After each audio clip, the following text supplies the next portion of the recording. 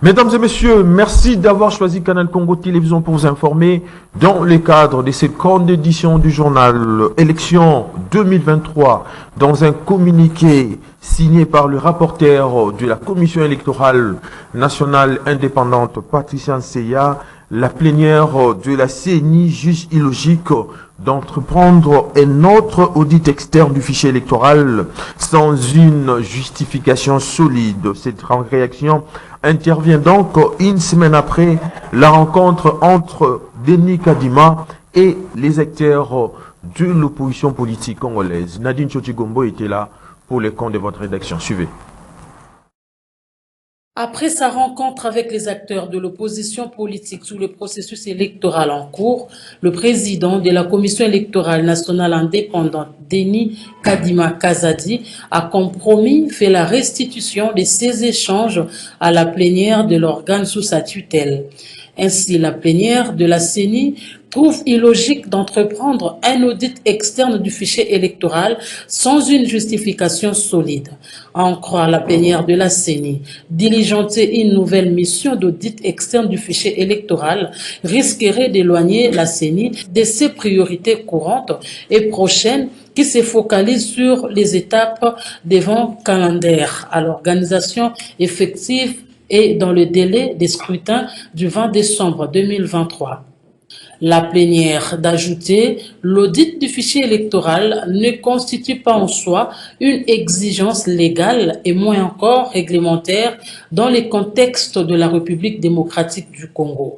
Entre-temps, la CENI note une lenteur généralisée dans la soumission des dossiers des candidatures par les candidats ainsi que les partis et regroupements politiques. Elle rappelle qu'aucune prolongation ne sera accordée à cause des impératifs calendaires évidents. Restons toujours dans ces chapitres sur les processus électoraux en cours en République démocratique du Congo. À Béniville, dans le Nord Kivu, aucune candidature n'a été donc déposée jusque-là depuis le lancement de l'opération des réceptions et traitement des candidatures pour la députation nationale. C'est ce qu'a indiqué ce lundi du juillet 2023 les chefs d'antenne de la Commission électorale nationale indépendante ville de Béni. Suivez donc Deogras Mbayashi qui s'exprime à ce sujet. Nous avons ouvert le 26 juin, nous sommes le 10. Nous avons reçu certains mandataires, certains candidats aussi qui sont venus aussi s'informer. Et jusque-là, nous n'avons eu que des retraits des formulaires, mais nous n'avons pas encore reçu un dossier déposé. Bon, nous pensons qu'ils sont en train de se concerter sur leurs candidats alignés. Malheureusement, ça prend du temps depuis le 26. Ça fait déjà presque 2 semaines. Le message que je peux adresser aux différents candidats est celui-ci. Généralement, même pendant l'enrôlement des électeurs, on voit des fois l'engouement à la dernière minute, tout ça, ou au dernier jour. Et pour ce qui est du dépôt des candidatures, nous demandons aux différents candidats de ne pas attendre le dernier jour. À considérer que le dossier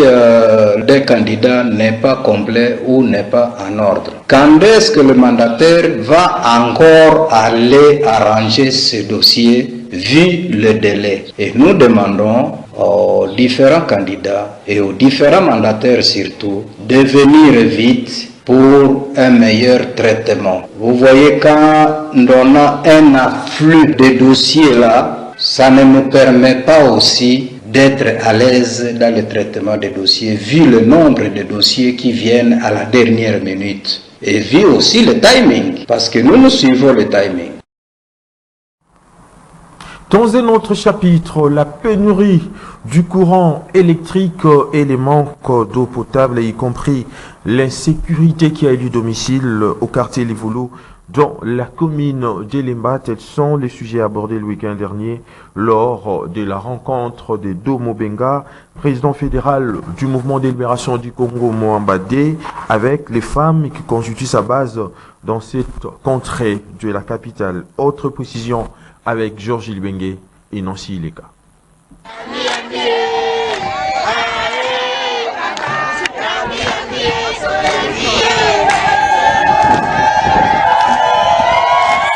Le président fédéral du Mouvement de libération du Congo, Fédération de Moamba 2, Do Mombenga, a eu, dans le cadre du processus électoral en cours, un échange fructueux avec les femmes qui constituent sa base au quartier Livoulou, dans la commune de Lemba.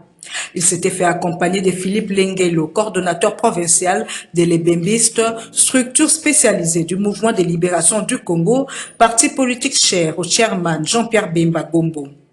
Au cours de cet échange, ces femmes lui ont soumis un certain nombre de préoccupations, entre autres ceux liés à la pénurie d'eau potable et au manque du courant électrique au quartier Livoulou. Ajoutez à cela l'insécurité qui continue de gagner de plus en plus de terrain dans ce coin de la capitale. Do Mombenga, reconnu comme étant leader de ce coin, n'est pas passé par 4 chemins. Il leur a promis de répondre favorablement à leurs desiderata dans un bref délai. Avant na banda tourner na ngai nde naza awa na banda ki na tadité tobimi awa abi avant na banda kotambola partout il faut na banda na tadi kuna place na yoko kanga boué na ngai soki mutu moko ayeko kota bondi maete awa tosi tondima président Do Mombenga ezala nzala ezala pasi nga na bino.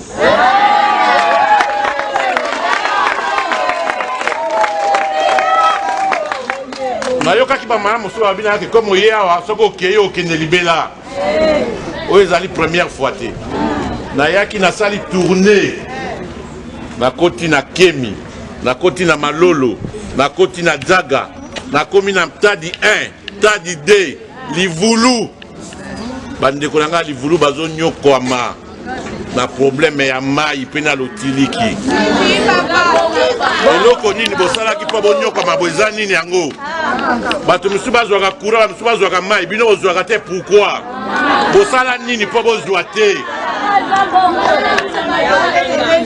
banda lelo tia na butu keno molobeli na bino eza Do Mombenga na kobonga yango partout. La réponse du président fédéral du MLC Moamba 2 en faveur de sa base a été bien accueillie par celle-ci qui ne jure que pour son soutien sans faille. Processus électoral en cours en République démocratique du Congo. Thérèse Mayaya Mateo Gala, cadre du mouvement de libération du Congo, a communié dimanche avec le fidèle de l'église Arc-en-Ciel Paix Tabernacle au quartier Kimbondo. Nous sommes là dans la commune de Mongafula, elle qui est toujours proche de la population de la circonscription électorale de la Lukonga. Gisèle Olivier Toko et Bob Zamba, images et commentaires. Voyez, ce sont nos frères, Bazali,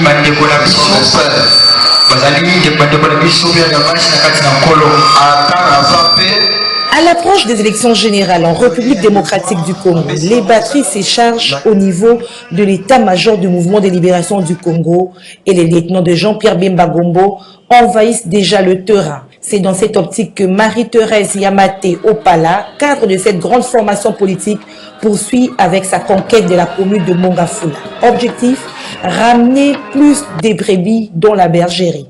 Marie-Thérèse Yamaté Ogala a communié dimanche 9 juillet 2023 avec l'église Arc-en-Ciel Paix Tabernacle au quartier Kimbondo à Mongafula.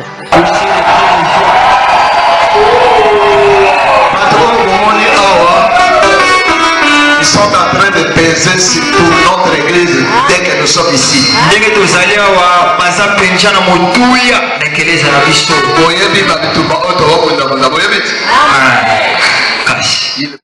L'orateur du jour, l'homme de Dieu, le pasteur Romain, a axé son message autour du 39e chapitre du livre des psaumes, au premier verset. Un véritable culte d'action de grâce à l'honneur du Seigneur Jésus-Christ et à son prophète William Branham. Nous avons été invités par l'église Arc-en-Ciel Paix Tabernacle. Ils nous avaient invités, les fidèles, les dirigeants de cette église. Nous avons été reçus, nous avons prié avec eux. On a communié ensemble parce que c'est un jour dominical, c'est un dimanche et c'est le jour du Seigneur. Nous avons préféré être avec eux, discuter avec eux. Mais avant les cultes, nous avons eu une séance de travail avec les serviteurs de Dieu de cette église ici. Et cette séance de travail a tourné autour de tout ce qu'il y a comme actualité ici en République démocratique du Congo, notamment les élections qui pointent à l'horizon, l'insécurité qui sévit dans la ville de Kinshasa, un peu partout dans la République, la situation à l'est de la République démocratique du Congo. Nous pouvons dire que nous avons passé un bon moment avec nos amis, non seulement nos frères et sœurs plutôt, parce que nous sommes là dans l'église corps du Christ. Nous avons eu à passer un bon moment ensemble et ce sont des personnes qui aiment ces pays et qui comptent sur nous pour ensemble nous puissions nous battre, nous, c'est-à-dire les partis de Jean-Pierre Bemba, pour essayer un peu de voir beaucoup de choses s'ouvrir pour Dans le cadre de son implantation dans la commune de Kasavubu, la fondation Les Amis de Toussaint Liania, structure spécialisée au mouvement de libération du Congo organisé le week-end dernier, une formation axée sur la statistique, la stratégie plutôt de l'arbre de croissance. Celle-ci permet, à en croire le président de la fondation qui porte ce nom, l'adhésion en grand nombre dans la structure dans un temps record. Suivez à présent un extrait de son discours à travers cet élément. Qu'est-ce que je suis en train de faire? La visibilité à Fatel. Parce que l'implantation, c'est ce que je suis en train de faire. La Pakacho, qui nous présente dans le cadre de la jeunesse, nous avons constitué la Ligue des jeunes. Parce que nous avons Fatel, nous avons fonctionné dans la triade. Dans la politique à triade, nous avons dans le triade. Dans la trois structures, nous avons dans la Mitumisatu, mais un objectif moko. Maman baza la ligue de femmes, baza la coordination à quartier. Dans la trois structures, coordination à quartier, pour les structures classiques, il y a fondation. Tout ça la coordination, il y a ligue de femmes, et puis tout ça la coordination, il y a ligue de jeunes. Trois structures. Ça veut dire, sur exemple, il a venu mon étude, tout ça trois comités. Trois comités. Ils ont géré l'Isala pour banda à Sosa, ti Nagambela, parce que quartier, Katanga Sukiwana. Tout ça, il y a trois comités. Par comité, il y a 22 personnes, 22 personnes. Par comité, il y a membre. Alors, le comité, là, il y a membre na bango. Il y a venu na bango kaka. Mais si tout le temps, il y a membre na to 22, multiplié par 3, et ça dit 66. Vous comprenez? Alors, dans le quartier, il y a quitté, net na baroké na lodja, parce que dans le monde, il y a comité, il y a qui na longola kiango, et deuxième na tiesuko. Biso, so okeneti Kasavu to Kabula, on a 18 quartiers. Tout ça, là, Kasavu, 131 avenue. 131 avenue multiplié par 22, ça dit 2881 personnes. Multiplié par 3, ça dit et ok, nous avons des points focaux. Nous avons des points focaux. Pour tout bien, les politiciens vont bien dans cellule. La cellule, tout ça, nous avons 160. Chaque cellule est à la dirigée à 20 personnes. Déjà sur le plan, sur le papier, tout ça va 12 000 et quelques cadres. La fondation Fatel. Ça, total, la structure MLC pour le biseau que tu fais là. On est à la Kasavu. Total, le membre MLC, au pénal MLC, au bazar de la structure MLC. Total, Fatel. Mais ce qui est à Kasavu, on a pas eu MLC, tout soutenir tout ça. Le monsieur bazar va président, parce que nous sommes la président, va diriger, tout ça. Vous voyez, sur le papier déjà, parce que là, il va le gagner l'élection sur papier. Votre information, la statistique, et ça, là, au moins 4 structures où tous les premiers dans la ligne de Tout à fait autre chose à présent. Face à la presse, c'est lundi du juillet 2023. Le parti Ensemble pour la République, cher à Moïse Katumbi Tshabo, a réagi aux accusations portées contre Salomo Idi Kalonda, à en croire des données Bo Lengetenge, secrétaire général de cette formation politique, cher à Moïse Katumbi Tshabo, qui rejette toutes les accusations et indique qu'il n'existe aucune preuve, parle d'un dossier plus que politique que judiciaire et demande sa libération immédiate. Maxime Akabou et Lola Kinyamba étaient là pour les comptes de Canal Congo Télévision et Radio Liberté Kinshasa suivait. La détention de Salomon Idi Kalonda, proche collaborateur de Moïse Katumbi à la prison militaire de Ndolo, est illégale et les griefs retenus en sa charge par le service de renseignement militaire est un montage grossier, révèle ce lundi devant la presse l'honorable Dieudonné Bolenguetenge, secrétaire général d'Ensemble pour la République, qui fonde notamment sa thèse à la dernière déclaration du Premier ministre honoraire Augustin Matata Pogno sur les pistolets dits Jéricho. Nous avions, connaissant M. Salomon Idi Kalonda, dès là au cadre du parti Ensemble pour la République et conseiller spécial du président Moïse Katumbi Chapwe, des raisons suffisantes de dénoncer cette forfaiture et de prévenir l'opinion qu'il n'y avait rien de vrai ou de consistant dans ces montages grossiers, ce que nous avons fait dès le 7 juin par une communication à la presse. Nous rappelons qu'en date du 8 et 9 juin 2023, concomitamment à Kinshasa et à Lubumbashi, les inspecteurs non autrement identifiés ont procédé à une série de perquisitions dans les résidences de M. Salomon, y compris dans celle de sa mère biologique, et c'est sans sa présence ni celle des membres de la famille, et lesquelles perquisitions ont conduit à la saisie de quelques effets personnels, en l'occurrence un coffre-fort, des téléphones, des cartes SIM, des cartes de visite, des tablettes, des imprimantes, le tout en violation des dispositions de la Constitution de la République. L'arme dont les spécifications ont été communiquées par le service des renseignements militaires, en accusant M. Salomon Kalonda d'en être le détenteur illégal, n'a jamais été en sa possession. Cette arme a été reconnue par l'honorable sénateur Augustin Matata Pogno, qui, dans un tweet publié le 7 juin, indique ce qui suit. Je cite: les pistolets Jéricho attribués faussement à M. Salomon Idi Kalonda, collaborateur de Moïse Katumbi, appartenaient plutôt à mon garde de corps qu'il avait reçu en bonne et due forme de la police depuis que j'étais Premier ministre. Détenu plus de mois à la prison militaire de Ndolo pour, entre autres, tentative d'un coup d'État, les dossiers des Salomon Idi Kalonda est plus que politique et judiciaire, a laissé entendre le secrétaire général de cette formation politique chère à Moïse Katumbi et appelle à sa libération sans condition. La mise en œuvre du dialogue issu de l'accord cadre d'Addis Abeba, le président de l'Union des Républicains y tient pour résoudre les maux qui rongent la République démocratique du Congo en ces moments, dit-il. Norbert Luyeye estime aussi que sans les recensements, les élections qui se profilent à l'horizon en République démocratique du Congo n'auront pas d'essence. Suivez-les dans cet élément signé Gisèle Olivier Toko.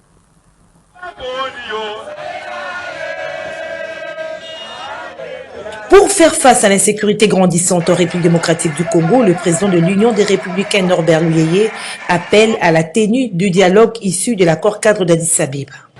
Il n'est plus la résistance. Le moment est venu pour être dialogue ici de l'accord cadre. Et ça, exactement. Pour toujours Kenya ya Congo, et ça, un dialogue ici de l'accord cadre. Norbert Luyeye appelle également à la libération des prisonniers politiques afin d'apaiser la tension.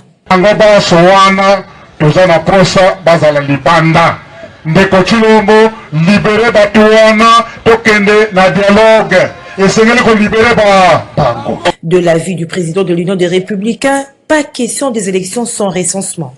Pas question des élections sans recensement et ça la mine à Congo et c'est recensement et ça la mon carte d'identité congolais au bazar recensement na carte d'identité. Le dialogue issu de l'accord cadre d'Addis Abeba évoque la réforme des institutions, dit-il. Dialogue et réforme des institutions de l'État. Madame Oguti.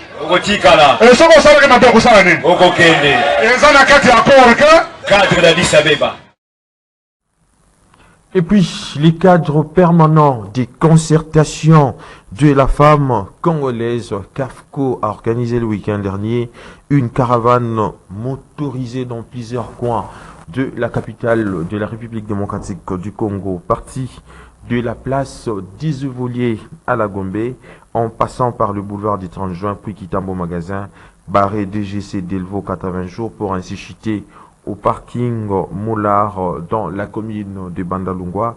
Cette caravane avait pour objectif de sensibiliser les vendeuses de marché sur la loi favorable à l'entrepreneuriat féminin.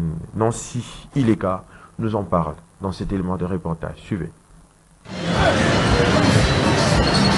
C'est à travers une caravane motorisée organisée à Kinshasa que le cadre permanent de concertation de la femme congolaise CAFCO a procédé à la sensibilisation des femmes vendeuses des différents marchés de la capitale. C'est là, dans le cadre des cliniques mobiles, que cette organisation a initié récemment pour les aider à formaliser leurs activités commerciales en obtenant un numéro RCCM au guichet unique de création d'entreprise, ce qui permettra à ces femmes commerçantes de bénéficier enfin de certains avantages tels que la souscription au crédit dans une banque.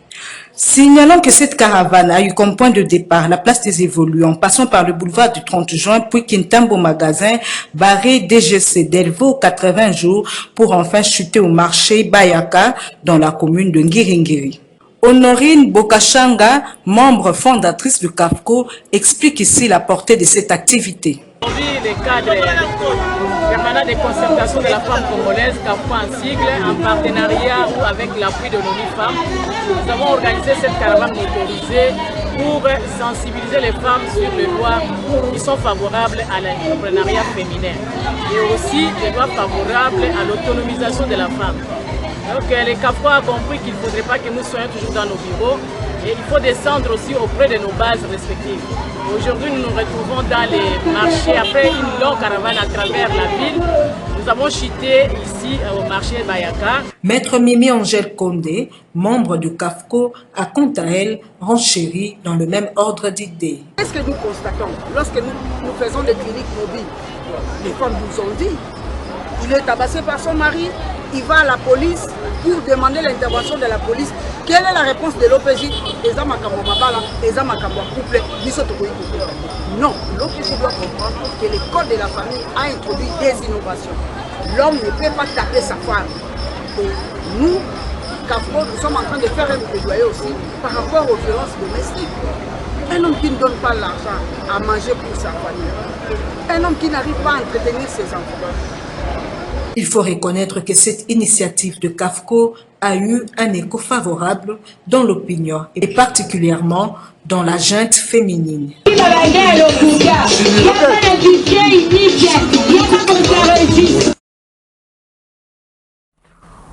Parlons de la tenue à Kinshasa du forum économique organisé par la nouvelle chambre de commerce. Objectif: promouvoir et redynamiser l'entrepreneuriat et le PME congolais. Aussi favoriser les échanges et les partages des expériences entre entrepreneurs, voulais-je dire, de jour durant. Les entrepreneurs congolais et étrangers ont l'occasion de se rencontrer et discuter sur les nouvelles opportunités d'affaires que la République démocratique du Congo offre. Doudou Montieri. Plus de 90% des entreprises congolaises travaillent dans l'informel. En restant dans l'informel, ces entreprises ne pourront pas se développer correctement.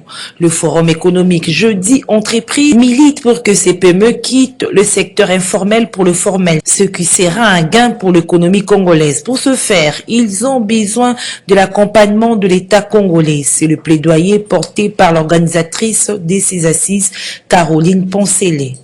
Nous voulons trouver des réponses concrètes aux problèmes, aux problématiques que font face les entrepreneurs congolais. C'est pourquoi nous avons mis en place un Jeudi Entreprise pour que nous puissions ensemble avec les entrepreneurs et les cadres, c'est-à-dire les autorités, nous mettre ensemble pour trouver des réponses concrètes aux problématiques ou bien aux problèmes qui font face les entrepreneurs congolais. Alki Tengue est économiste. Pour lui, il est important de développer l'entrepreneuriat en milieu rural. Une initiative qui rejoint le projet de développement de 145 territoires.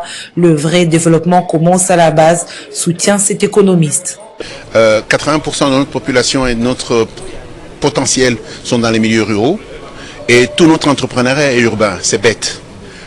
Il faut vraiment cartographier notre entrepreneuriat dans le milieu rural et toute notre stratégie de développement et de création de richesses et d'entreprises devrait être rurale.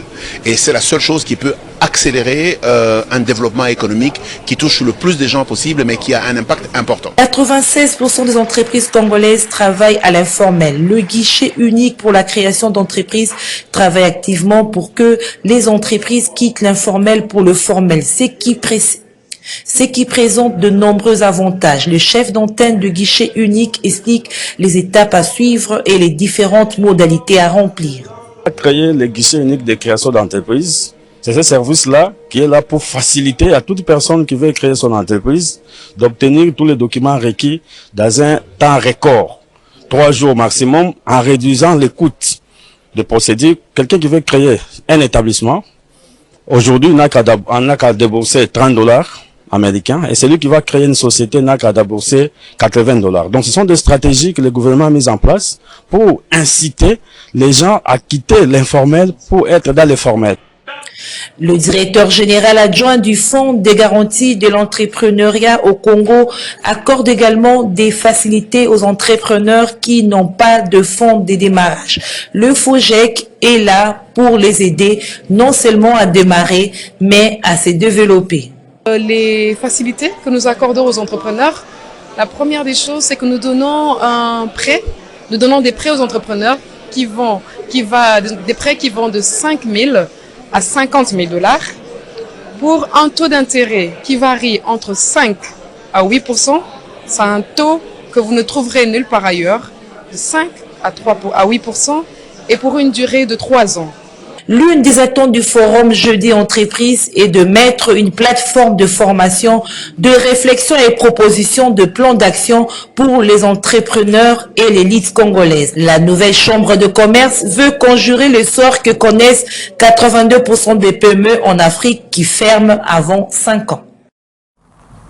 Et puis, pour terminer ces mini-enquêtes dans le milieu estudiantin, en tout cas, l'expression orale et écrite pose donc problème dans les chefs des étudiants. La plupart s'expriment mal en français et appliquent pas bien les règles grammaticales. À ce sujet, Innocent Joyi a approché un professeur d'expression orale et écrite à l'université de Kinshasa, le prof Blaise Boulélé. Suivez. Langue officielle de la République démocratique du Congo, le français est employé au travail, dans l'administration. La langue française assume plusieurs fonctions importantes dans la communication internationale, l'information scientifique et technologique, les médias écrits et audiovisuels, la diplomatie, aussi l'enseignement à tous les niveaux du système éducatif. Cependant, un constat amer se dégage dans les établissements d'enseignement supérieur et universitaire. L'expression orale et écrite pose problème dans le chef des étudiants. La plupart s'expriment mal en français et éprouvent des difficultés notamment à appliquer correctement les règles grammaticales, la syntaxe de mots et des temps ainsi que la conjugaison et la concordance des temps. Qu'est-ce qui explique ces situations? Blaise Boulélé, professeur des techniques d'expression orale et écrite à l'université de Kinshasa, répond. La dégradation du niveau de nos élèves, puisque tout commence par là. Les phénomènes des élèves ou des écoles plutôt privées, la démotivation des enseignants, là c'est un premier point.